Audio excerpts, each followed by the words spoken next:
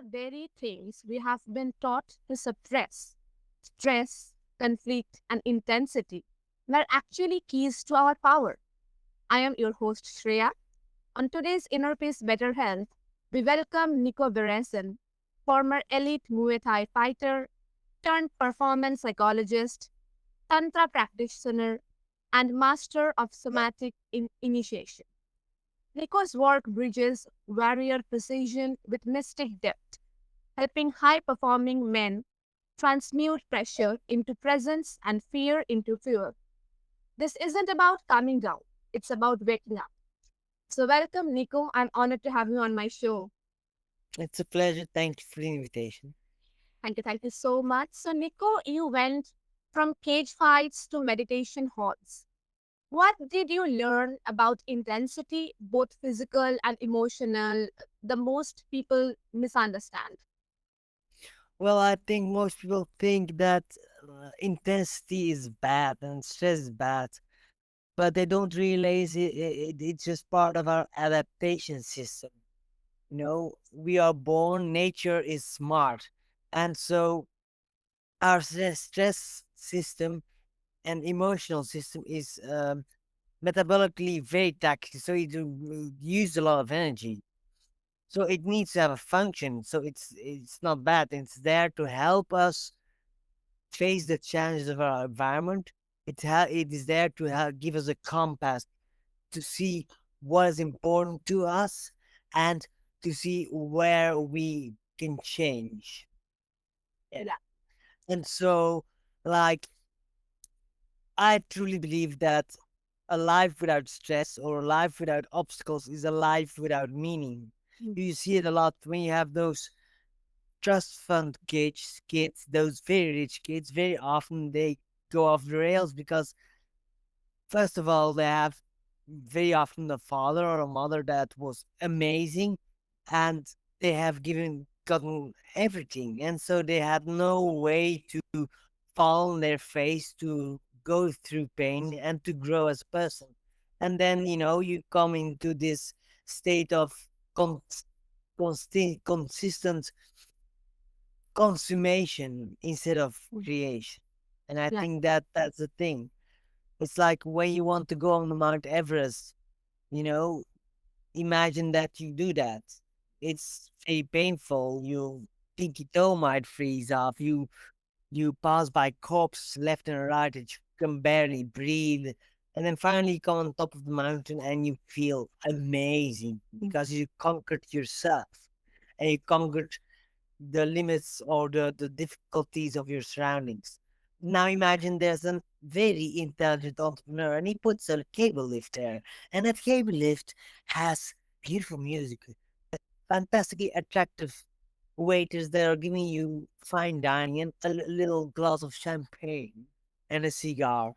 And then you come on top of the mountain after 2 hours in that lift, and then you come out with a big glove. And how fulfilled will you be when you do that? You know that's a metaphor that I like because it comes down to everything. And so I think that the problem is that many people suffer their way through obstacles instead of embracing it and defining it as the spice of life. that's such a striking journey, and thank you for showing the true strength. And how do we begin to shift our relationship with intensity from avoidance to alignment? Well, first, it's reframing it. It's realizing when it's happening. Very often we get overwhelmed by intense emotions or intense sensations, and then we get back into these automatic patterns. It's the fight, flight, freeze, or fold response. Everybody talks about fight or flight, but that's only two possible reactions. Because sometimes when you face a threat, you're not empowered to fight because it's too strong and it's faster than you, so you can't run away, or it stays with you when it's, for example, something in your brain. So then there are two other ways. First, the third one is the freeze mode where you play that, and you hope it goes away.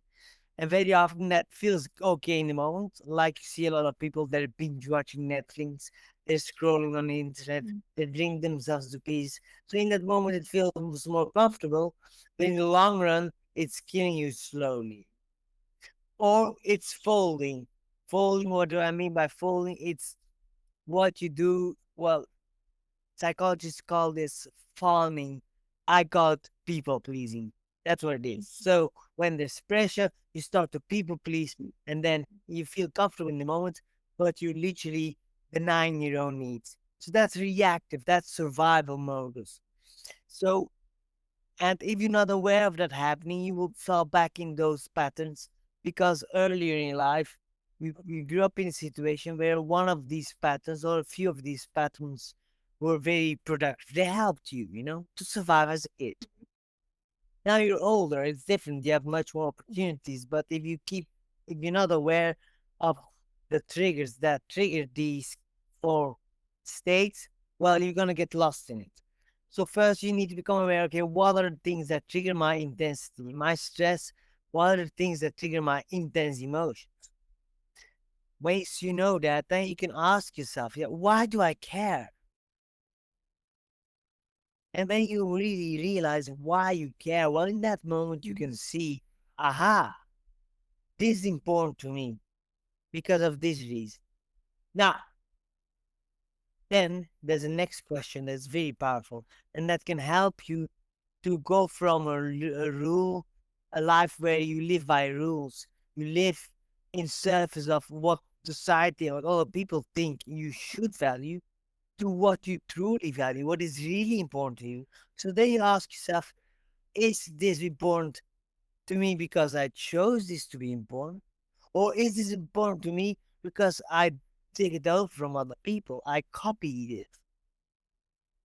And so then you start to differentiate in your mind between things that are rules that you adopted from the outside world, where you actually, even if you're very high functioning, living like a slave. And you see it a lot. I work with a lot of high performers. They are extremely successful, but they feel empty inside. Is this all there is? Well, yeah, you live a life that is not chosen. You live a life that is directed by outside influences that you adopted, and now you think that's what you value. But then when you start to think, aha, what do I really value? Well, it might be something completely different. For example, I used to stress a lot about money.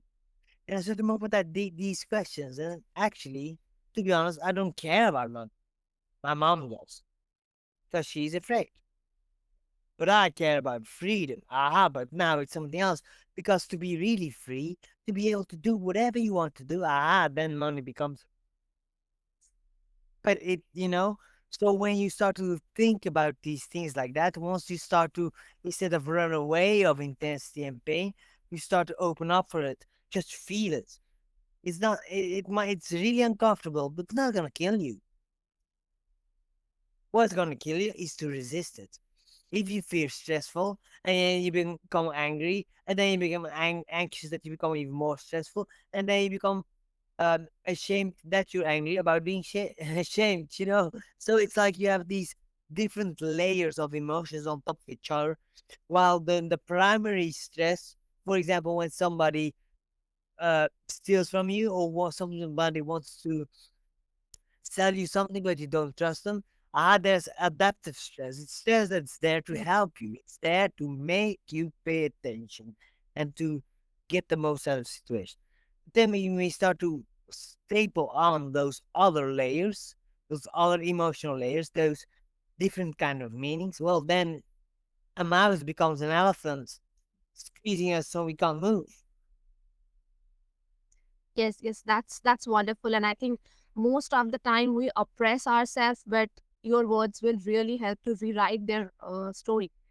And you speak of stress as a superpower. In your experience, when does stress become transformational and when does it become toxic? Well, Henry Ford once said, if you believe you can't, you're right. But if you believe you can, you're just as right. Well, it's not exactly what it said, but that's what it comes down to. So the way you look at stress, science has shown has an immense effect on the effects. So when you believe that stress is good for you, is there to help you, your body reacts as if it's a challenge. And what happens? Yes, your adrenaline and your cortisol goes up, your stress hormones.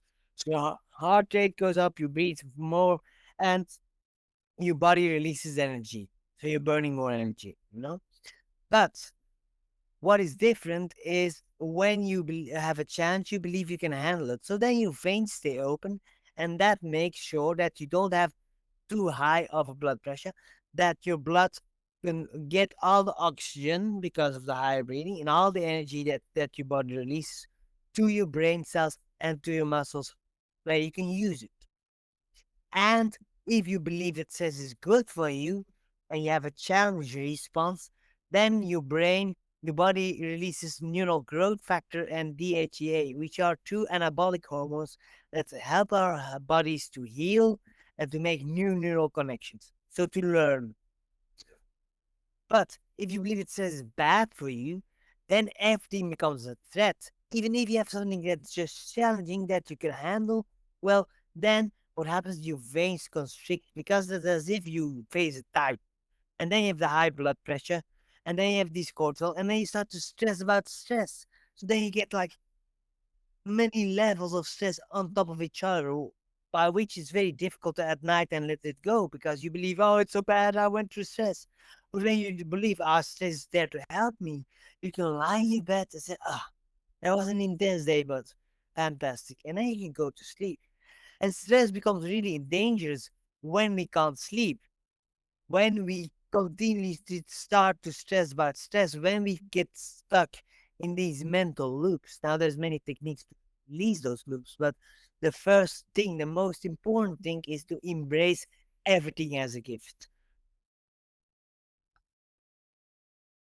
And that's such a powerful distinction. And thank you for helping us see stress is not as enemy, but as a force that we can alchemize with awareness. And also as a performance psychologist and Tantra guide, how do you help men channel conflict into clarity, especially those who were taught to repress or explode? Yes, well, again, it starts again with that embracing. But then, of course, we need to be able to communicate. And the key in communication, and I work around in intimacy, which is interesting because I'm a performance psychologist. But because the factor that is the biggest predictor of long-term success and longevity is a happy marriage. So that's why it's a very important thing. Now, also when you know, when you can express what is wrong against the partner that you love, the woman or the man of your life, because I work with some women too, and you can say no while they say yes without cutting off the connection, staying in that pressure cooker that is, then you can do it everywhere, you know? Then you can do it in the ring, then you can do it in the boardroom. But this is very difficult. Very often people think these days that, oh, if we have tension, it's bad, and so we go away. No. The real magic of relationships, committed relationships, is that you stay in the pressure cooker. You say yes, I say no, and we don't force each other to budge, to give in. I state, I love wine. She says, I love beer. And then we can just stay in that pressure, and then something else can happen. Something new can come out of it. It's like a pressure cooker where you put in some different vegetables, and all of a sudden, after 20 hours of cooking, you have a fantastic soup. Yes. But if you do not do that, if you give in all the time, imagine you're wine and I'm beer, and we meet each other and we think, ah, we have to create a relationship. So I do some wine with my beer, and you do some beer with your wine. You come here until the moment that you have become an us, and in that moment you lost yourself. You feel disconnected. Why? Because you disconnect from who you really are. And Wonder by wonder, there's no sexual attraction, there's no intimacy. Why? Well, because you're practically making love to yourself, and who wants to do that? Because you de-differentiated. You're an us, you forgot who you are. And then your partner says you changed. Yes, exactly. You did change. So what is the solution then? Well, most people will just separate, but because they're so intertwined, it hurts like crazy. And then they run away to lean on somebody else. Then another option is that people just stay here living next to each other, you know, not talking about the things that need to be talked about because the minutest movement of the one makes the other shake. Then the third and most adult option is to one of them have to stand on his or her own feet. Well, then this one is in a predicament. Or they fall on their face, or they stand up. And that's what's mostly happening. If one of the two starts to stand on their own two feet, when they learn to communicate, I do not need you. But no matter how hard, I'm still choosing to be here. Only then you can feel really desire. Because otherwise, when you're here, when you're leaning on each other, you know they can't leave. They need you. They're not attracted to you. But when you're here, when there's a space to bridge, when they're on their own two feet and they have the possibility to walk away, in that moment, the connection becomes really special. And that's the key to long term intimacy. But it is by embracing the conflict, embracing the difference, embracing the fact that you are two individuals. And that's such a vital work. And thank you for creating the space where men can meet their fire with the awareness. And you have sat with plant medicine, practiced civic tantra, and trained warriors. What true line connects these worlds in how they teach mastery over the self?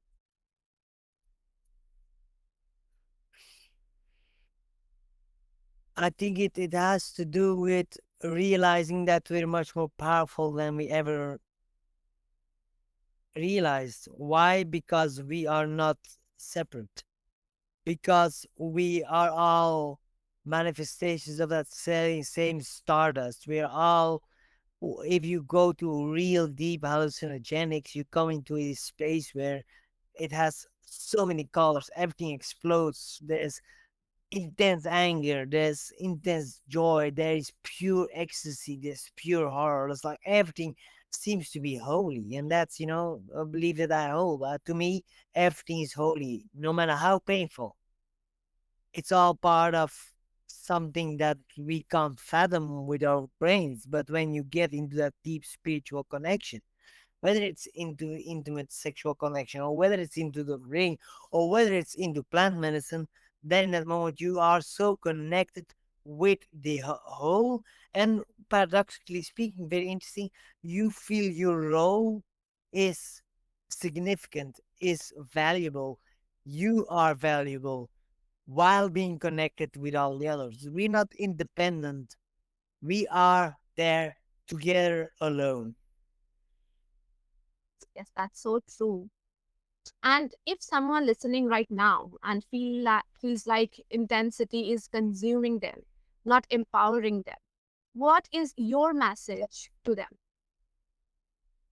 Well, first of all, try to see what are you getting from this. Like, how is this gonna make you stronger? How is this gonna help you? What are the potential benefits of this? And if that's too hard for the thing that you're going through right now, first go back into the past. See where's your hero stories. Where did you not only overcome big challenges, but where did you become better, not despite, but because of the challenge? Once you start to see that in your own life, then I want you to ask that to friends, because when you do that, you start to give them a beautiful gift, because by asking them about their hero stories, about stories where they grew, not again, not despite, but because of the difficulties they went through, you give them a beautiful gift of security, of self assurance, of confidence. But also, you then can learn by vicarious learning, by seeing how they went through these terrible things. And then you can do the same thing in media. You can look at biographies or like at news and stories, and you can really see, okay, these are all different manifestations of how we can get post stress and post traumatic growth, even where the thing that you went through, what again, like it's a bit like the platitude, what doesn't kill you makes you stronger. And if you believe that's true, it's true. Yes, yes, yes. That's such a tender threshold. And thank you for reminding us that. And if my listeners want to connect with you, then what's the best way? Well, you can go to my website, but to your topcoach.com. But best way is just to go to my Instagram, Nico Verresen, and send me a DM there. Yes. Okay, okay. So I'll make sure to attach all the links below so that our user can find them easily. And with that, our listeners, Nico reminds us that peace isn't the absence of pressure. It's what you find on the other side of it. Your body is not your battleground. Your stress is not your enemy. Your intensity is not too much. It's your initiation. So stop running, breathe deeper, and enter fully. Your power